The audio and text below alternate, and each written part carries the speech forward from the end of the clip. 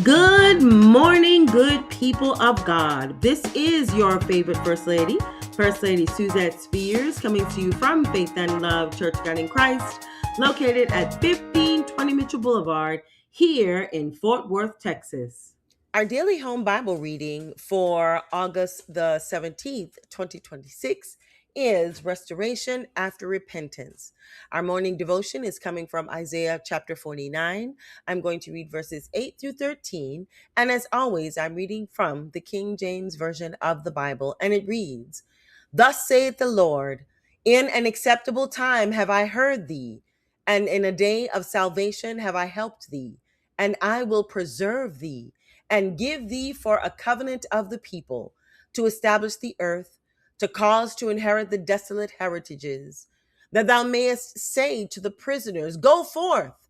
To them that are in darkness, show yourselves. They shall feed in the ways, and their pastures shall be in all high places.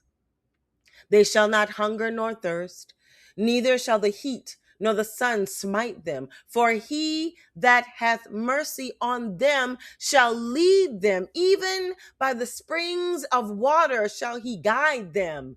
And I will make all my mountains a way, and my highways shall be exalted. Behold, these shall come from afar, and lo, these from the north and from the west, and these from the land of Sinim. Sing, O heavens, and be joyful, O earth, and break forth into singing, O mountains. For the Lord hath comforted his people, and will have mercy upon his afflicted." Amen. Amen. For the reading, hearing, and obedience to God's holy word.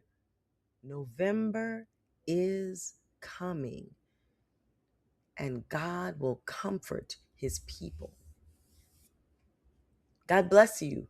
This is God's word for all of God's people. God bless you. God keep you. And I will see you tomorrow. Amen.